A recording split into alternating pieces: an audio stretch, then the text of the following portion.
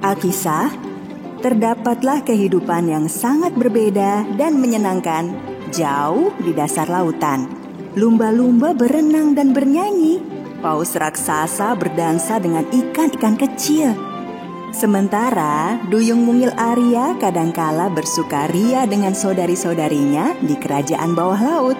Kadangkala menghabiskan waktu bersama Pangeran Edward pada kastil di darat. Indah sekali pemandangan mentari terbenam, pangeranku. Langit seolah tengah tertidur. Saat kau sedang tidur, kau juga secantik mentari terbenam, Arya. Terdapat pula seorang penyihir bernama Vega di kehidupan bawah laut nan indah dan damai itu. Ular, singkirkan kerang-kerang itu. Jalanku jadi tertutup. Baik, Yang Mulia. Cepatlah, pergi dari sini. Di mana jejaknya? Di mana? Sangat sulit melacak sesuatu di bawah air, Yang Mulia. Iya, tapi penyu tua itu pasti meninggalkan jejak di suatu tempat. Hari itu Vega pergi mencari penyu tertua di lautan. Tujuannya adalah untuk menemukan lokasi jantung samudra. Ia berpikir jika jantung samudra dapat dimilikinya, maka ia tak hanya dapat menguasai kerajaan bawah laut, namun juga menguasai dunia. Namun ia tak menyadari jika jantung samudra bergeser sedikit saja, maka seluruh kehidupan indah di lautan akan berakhir. Kala para penjahat meneruskan pencariannya, Raja bawah laut Poseidon pergi mengunjungi Duyung Mungil Arya. Wah, itu ayahku Poseidon. Ayah! Arya, putriku yang cantik. Ada apa berkunjung tiba-tiba, ayah? Anakku, orang-orang tak henti-henti mencemari lautan. Kawan-kawan ikan setiap hari telah mengumpulkan sampah, namun tak ada perubahan. Atas nama rakyatku, aku memohon maaf yang sebesar-besarnya, Paduka. Kau harus mengajarkan pada rakyatmu untuk tak mencemari lautan. Saya pribadi akan turun tangan, Paduka. Ketika Raja Poseidon beranjak, Duyung Arya mengatakan ingin ikut serta membantu mereka. Ayah, aku akan membantu kawan-kawan ikan membersihkan lautan. Ketika Poseidon dan Arya mengumpulkan sampah yang dibuang ke laut, penyihir Vega dan ular akhirnya menemukan si penyu tua. Namun, si penyu sedang tidur lelap dan sulit dibangunkan. Bangun, penyu! Bangun! Namun si penyu tetap tidur pulas. Meski Vega membunyikan trompet kerang dan ular mengusiknya dengan berenang ke sana kemari. Kita menemukannya. Tapi dia tidur. Sepertinya kita tidak bisa membangunkannya, Yang Mulia. Kalau begitu akan kuberikan rumput laut lezat ini pada yang lain. Begitu mendengar kata-kata rumput laut lezat, si penyu seketika membuka matanya. Hah? Sepertinya tadi ada yang bilang rumput laut. Itu adalah kesukaanku. Kami tadi berisik sekali dan kau terbangun karena mendengar itu? Rahasia umur panjangku tersembunyi dalam tidurku. Tapi aku rela terbangun dari tidur demi rumput laut yang lezat. Tadi sudah kubilang kalau itu kesukaanku, kan? Iya. Sebenarnya berapa usiamu, penyu penidur? Aku berhenti menghitung setelah usiaku 150 tahun. Bisa jadi aku tertidur selama 1 atau 2 dekade. Kau lebih tua dari perkiraanku. Enak sekali. Apa sudah kubilang kalau ini kesukaanku? Karena kau sudah setua itu, kurasa kau mampu menjawab pertanyaanku. Wah, tergantung apa pertanyaannya. Di mana letak batu yang merupakan jantung samudera? Begitu mendengar pertanyaan itu, si penyu terdiam sejenak dan matanya membelalak. Wah, aku tidak bisa menjawab pertanyaan itu. Jadi kau tahu di mana letaknya? Katakan segera, di mana lokasi jantung samudera? Ketika penyu tua bersikeras tak mau mengatakan di mana letak jantung samudera, jika kau tak mau menjawab, akan kurapal mantra atasmu yang akan menyebabkan kau tak akan bisa tidur selamanya. Penyu tua ketakutan mendengar ancaman Vega soal mantra. sehingga ia mengatakan di mana letaknya. Itu dia. Terima kasih penyu. Terimalah ini, rumput laut untukmu. Vega dan ular berangkat menuju lokasi jantung samudra. Penyu tua mencari Poseidon untuk menceritakan apa yang terjadi. Saat itu, Poseidon dan Arya yang tengah membersihkan sampah yang dibuang ke laut melihat si penyu. Hei, penyu tua datang membantu kita. Oh, untung aku menemukan kalian. Penyu tua, jangan sampai terlalu lelah. Pergilah beristirahat. Oh, ada sesuatu hal penting yang harus kusampaikan kepadamu, Yang Mulia. Apa itu? Akan kudengarkan. Ketika aku sedang tidur siang sejak tahun lalu, wanita gurita yang aneh membangunkanku dengan rumput laut. Dan penyu tua menceritakan segalanya pada Poseidon. Poseidon dan Arya segera berenang secepatnya untuk melindungi jantung samudra. Kuharap kita dapat mencapai jantung samudra sebelum terlambat. Vega dan ular telah menemukan jantung samudra. Vega membungkus jantung samudra dengan tentakelnya lalu menariknya. Ternyata lebih berat dari perkiraanku. Ketika Vega berniat menggerakkan jantung samudra, roh batu menampakkan diri. Berhenti sekarang. Jangan sentuh jantung samudra. Siapa kau? Jantung samudra akan menjadi milikku. Pergi kau! Vega tak menghiraukan roh jantung samudra, berusaha mengangkat batu dengan segenap tenaga. Kini akulah penguasa segenap samudra. Saat itu, Poseidon dan duyung mungil Arya datang. Vega, segera letakkan jantung samudra di tempatnya semula. Jika tidak, segenap kehidupan laut akan berakhir. Kau berdusta. Air laut tiba-tiba kehilangan warna birunya saat Vega membawa pergi jantung samudra. Ikan-ikan tak mampu lagi berenang. Rumput laut dan terumbu karang perlahan menghilang. Jantung samudra pun mulai kehilangan kemilau indahnya. Vega, kau juga makhluk laut seperti kami. Jadi kau pun juga akan menghilang. Saat itu, Vega menyadari ia tak mampu menggerakkan tentakelnya dan ketakutan. Mereka berkata sebenarnya. Jika aku hilang, mana bisa kutaklukkan kerajaan bawah laut? Vega akhirnya setuju mengembalikan jantung samudra ke tempatnya semula. Batu itu bersinar kembali. Ikan mulai berenang, rumput laut kembali hidup, dan air laut kembali biru. Meski Poseidon dan duyung Arya gembira karena laut kembali sedia kala, Vega merasa murka saat kembali ke guanya karena tak mendapatkan yang diinginkannya. Kekuatan jantung samudra telah pulih dan kehidupan kembali bergerak. Segenap makhluk laut berhak memiliki jantung samudra yang memberikan kebebasan hidup bagi semua. Karena merupakan tanggung jawab semua, manusia maupun makhluk laut, besar atau kecil, untuk melindungi keberlangsungan kehidupan di laut. Selesai. Alkisah, hiduplah putri duyung cantik Arya yang hidup di kastil indah tepi pantai. Berkat kaki manusianya, ia jadi bisa berlarian bebas di pantai, memetik buah dari pepohonan, dan memberi makan hewan-hewan sahabatnya dengan gembira. Hai Tupai, kau lucu sekali. Satu hari, kala Arya kembali dari pantai menuju kastil, ia berhenti di dermaga dan menatap ke laut. Di kejauhan, ia melihat ombak besar dan asap mengepul di lautan. Ia berpikir sesuatu yang buruk terjadi. Ombaknya besar sekali. Sesuatu yang buruk terjadi di bawah laut. Dengan panik ia melompat dari dermaga lalu berenang ke lautan dalam. Ekor ikannya muncul begitu ia menyentuh air. Saat ia berenang, ia merasakan suhu air berubah. Oh, ada yang tidak beres. Mestinya makin berenang ke dalam, air semakin dingin.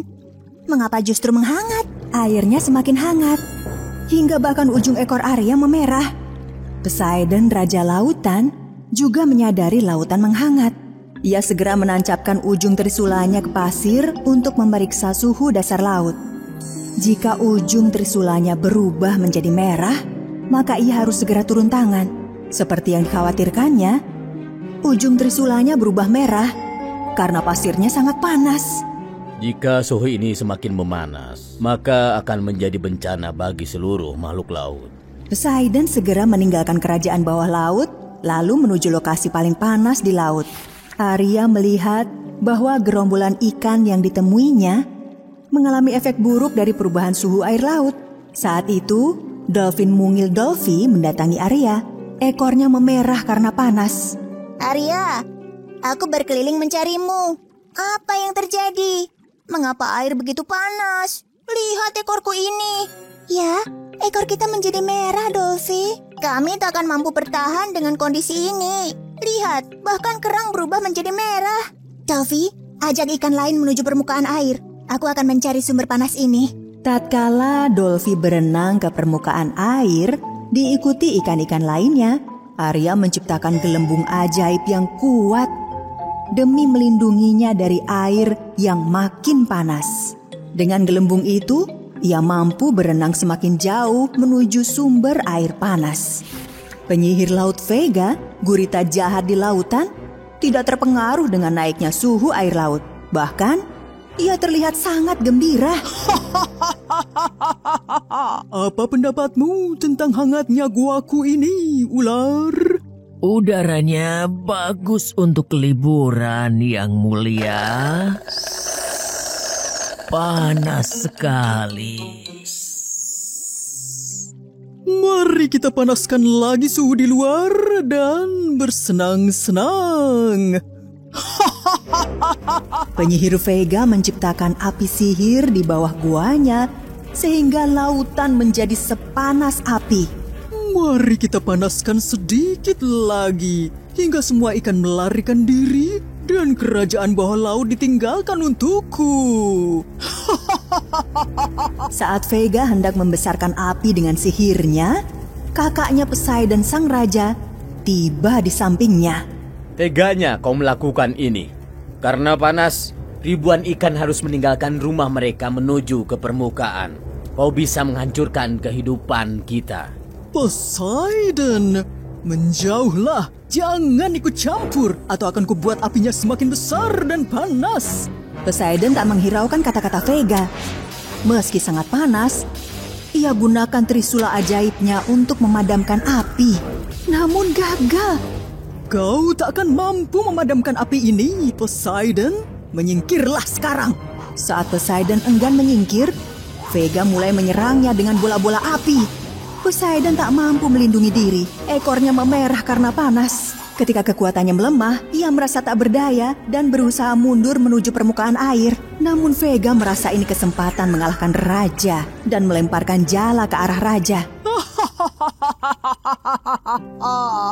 Saat itu, Arya menemukan api sihir Vega. Vega, mestinya aku tahu kalau kau yang menciptakan api di bawah air dan menakuti ikan-ikan. Menyingkirlah, Arya, atau akan kumantrai kau seperti yang kulakukan pada ayahmu. Arya, hati-hati. Suhunya semakin memanas. Vega menggoyangkan lengan guritanya untuk membuat api sihir semakin besar dan panas.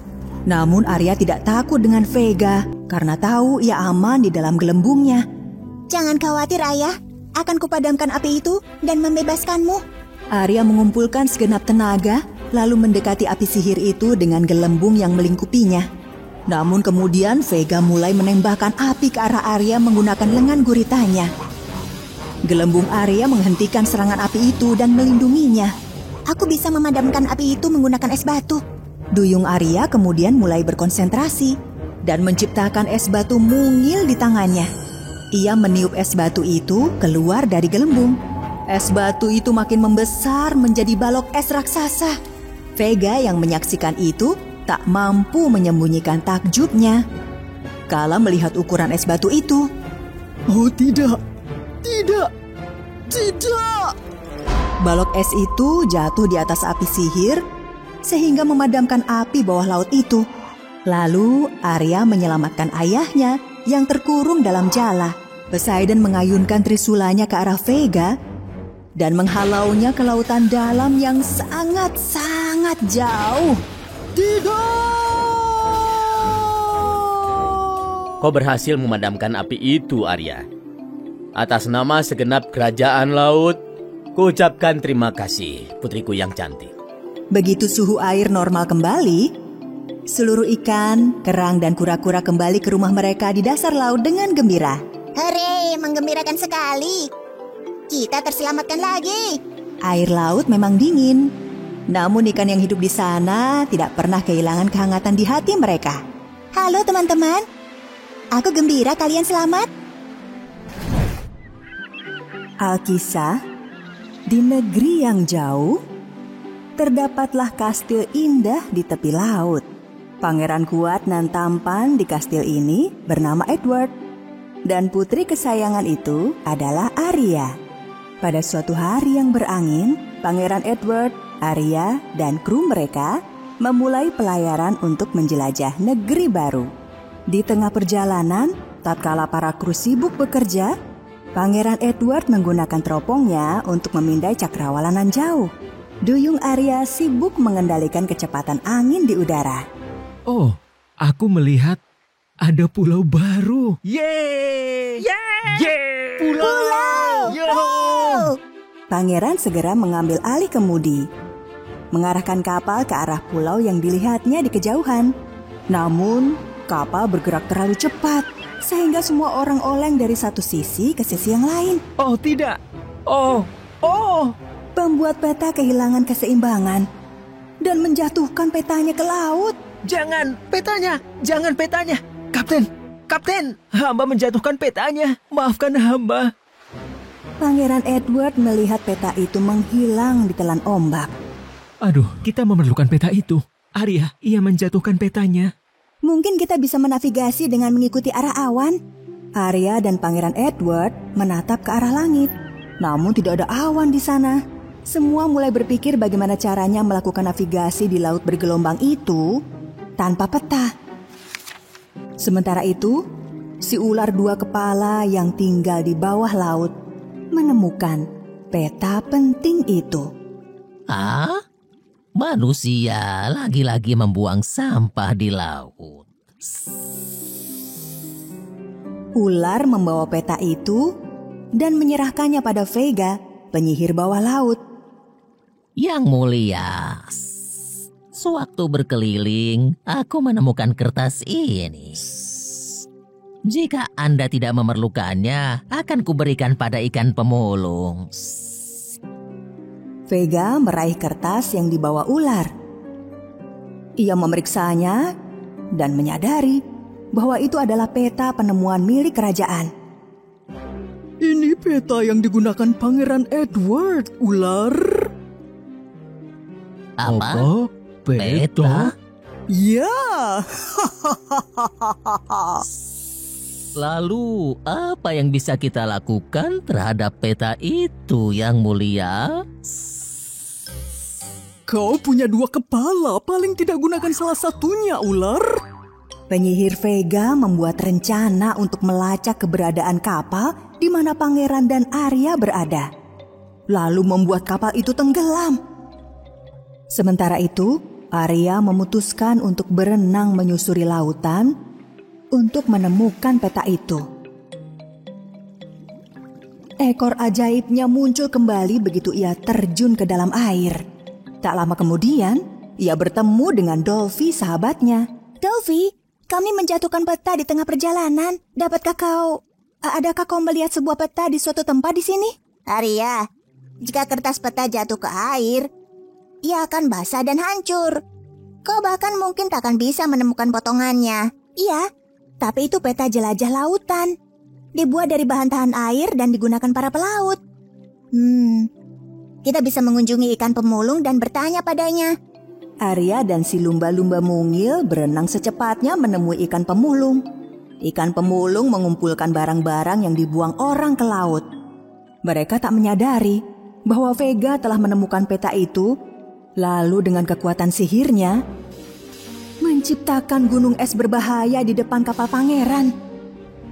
Kala pangeran mengemudikan kapal, dengan hati-hati diawasinya gelombang laut dan melihat gunung es itu pada waktu yang tepat. Oh, apa? Ia memutar arah kemudi dengan tajam untuk menghindari gunung es itu. Apa itu tadi? Kita hampir menabrak gunung es raksasa. Pangeran, jika tak kujatuhkan peta itu, maka kita tak akan berpapasan dengan gunung es sama sekali. Pergilah ke geladak kapal dan awasi gelombang di depan. Vega si penyihir kembali merapal mantra dan menciptakan gunung es lain. Kita akan menenggelamkan kapal itu, ular. Saat Vega berusaha menenggelamkan kapal, Arya dan Dolphy berhasil menemui ikan pemulung. Halo ikan pemulung. Oh, duyung mungil Arya. Halo. Dapatkah kau membantuku? Kami kehilangan peta. Maksudku, kami menjatuhkannya ke laut dalam perjalanan. Dan... seperti apa bentuknya? Dibuat dari kertas khusus tahan air dan bergulung seperti surat gulung. Arya dan Dolphy menunggu ikan pemulung mencari. Aku minta maaf Arya. Benda yang kau cari tidak ada di tempatku. Arya dan Dolphy meninggalkan ikan pemulung dengan perasaan sedih. Dolphy, aku akan kembali ke kapal dan mencoba membimbing para kru. Aku akan membantumu. Penyihir Vega akhirnya mampu menghentikan laju kapal pangeran dengan beberapa gunung es. Saat angin kencang akan membuat kapal itu terbalik, duyung Arya datang. Vega, bagaimana kau menemukan kami? Gunung es apa ini? Dolphy memperhatikan Vega menggenggam segulung kertas. Arya, lihat, ia membawa segulung kertas. Itu pasti petanya. Kau mencari ini? Kembalikan peta itu sekarang, Vega. Vega menciptakan api di tangan dan hendak membakar peta itu. Namun Arya mengirim gelombang besar dan memadamkan api di genggaman Vega. Sementara itu, Dolphy meloncat dari air dan merebut peta itu dengan moncongnya. Melihat itu, Arya menciptakan gelombang besar lagi dan mengarahkannya pada Vega. Hingga penyihir Vega terkapar di lautan dalam. Arya mengambil peta itu dari Dolphy lalu naik ke geladak kapal. Para kru dan pangeran menyambutnya dengan tepuk tangan meriah. Yeay! Tepuk tangan untuk Putri Arya. Hore! Aku bangga padamu dan keberanianmu, Putri. Putri Arya yang menemukan petanya. Yuhu! Hore! Yuhu! Panjang umur bagimu, Putri. Yuhu! Yeay! Sekarang, semua naik. Orang-orang berhati baik ini mencari pulau-pulau baru serta daratan indah yang belum pernah dijelajahi. Selalu mampu menemukan jalan yang benar berkat kecerdasan dan keberanian mereka. Bahkan tanpa peta di tangan, peta itu ada di hati mereka.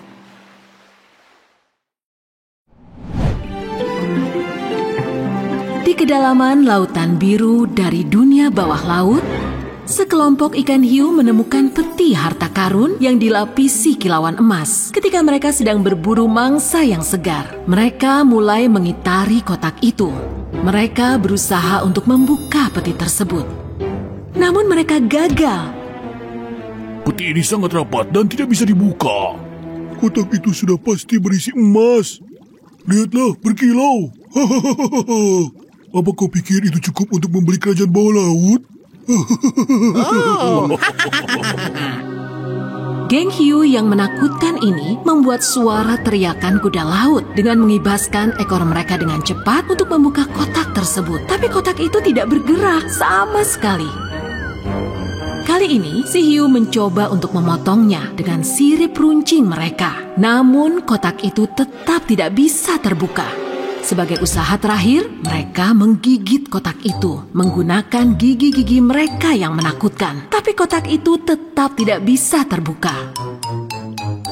Pasti ada cara lain untuk membuka kotak ini. Hiu itu datang melalui pasir-pasir di sekitar kotak tersebut. Saat itu, terlihatlah seberkas cahaya terbang ke arah pasir bersinar sangat terang. Itu bersinar sangat terang. Seseorang pasti akan melihatnya. Kita tidak akan mampu menyembunyikannya. Sementara itu di kerajaan bumi, Pangeran Edward dan Arya si Putri Duyung bepergian dengan menggunakan kapal. Mereka melihat sebuah botol mengambang di atas air. Cepat, berikan botol itu kepadaku. Seorang tentara dan pasukannya menangkap botol itu dan menyerahkannya ke Pangeran Edward. Sepertinya ada yang butuh pertolongan, pangeranku. Pangeran mengambil surat itu dan mengeluarkannya dari botol. Warisan pulau kami yang tersembunyi selama berabad-abad dan peti emas kami telah hilang. Jika kami tidak menemukannya, maka pulau kami akan mengalami kegelapan selamanya. Ditulis oleh orang-orang dari Pulau Bayangan. Benar dugaanku. Orang-orang dari Pulau Bayangan membutuhkan pertolonganku. Jika tidak, matahari tidak akan pernah bersinar lagi di pulau itu. Tanpa membuang waktu, Arya melompat ke dalam laut. Kakinya berubah menjadi ekor Putri Duyung. Sesaat setelah dia masuk ke dalam air, dia melihat ke dalam terumbu karang untuk menemukan peti itu. Namun, dia tidak menemukannya. Dia berkeliaran di antara tumbuhan laut, tetapi peti itu juga tidak ada. Ketika dia merasa putus asa, dia melihat sebuah peti yang bersinar terang. Pada saat itu, 3 hiu sedang berusaha membawa peti emas tersebut menggunakan hidung mereka. Aku akan memberi kerajaan Poseidon dengan emas ini. Dan aku akan menggunakan gigi emas yang ada di dalam peti ini. Dan aku akan membeli lumba-lumba dan akan menungganginya.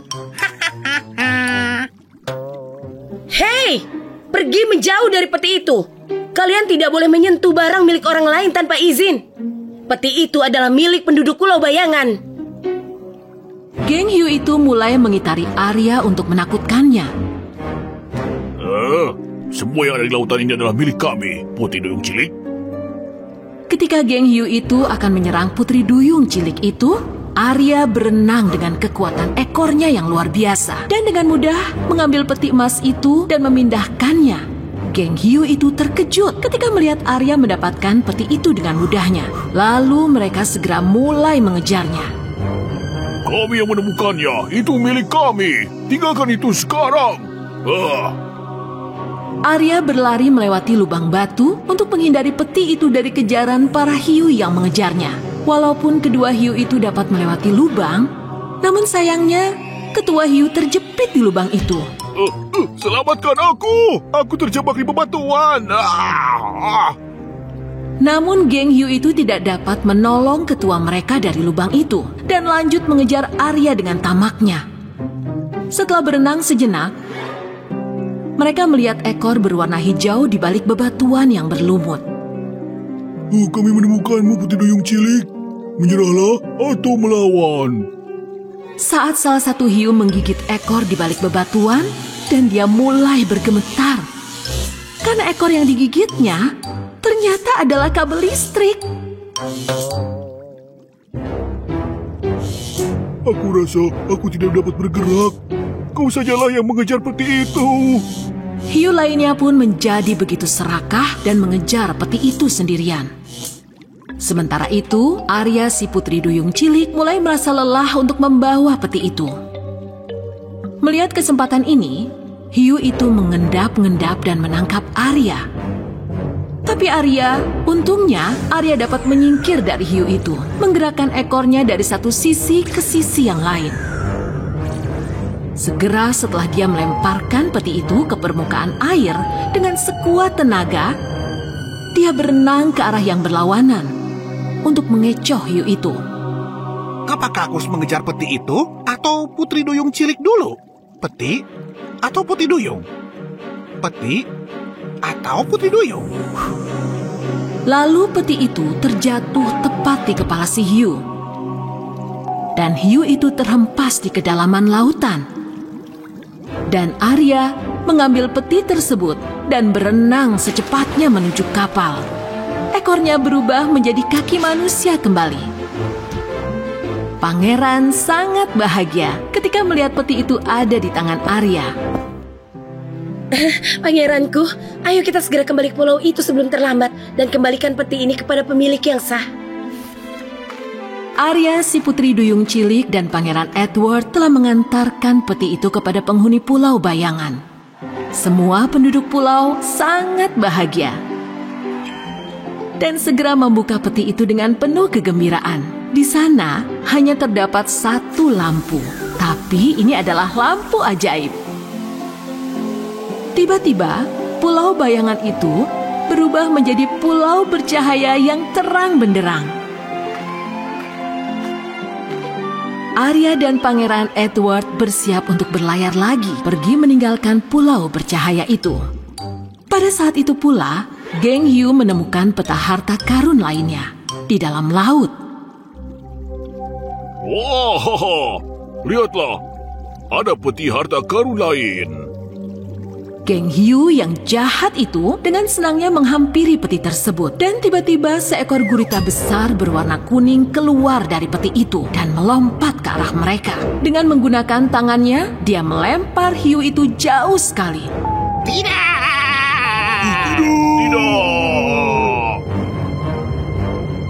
Anggota geng Hugh akhirnya menyadari bahwa mereka tidak boleh memegang barang yang bukan miliknya tanpa izin.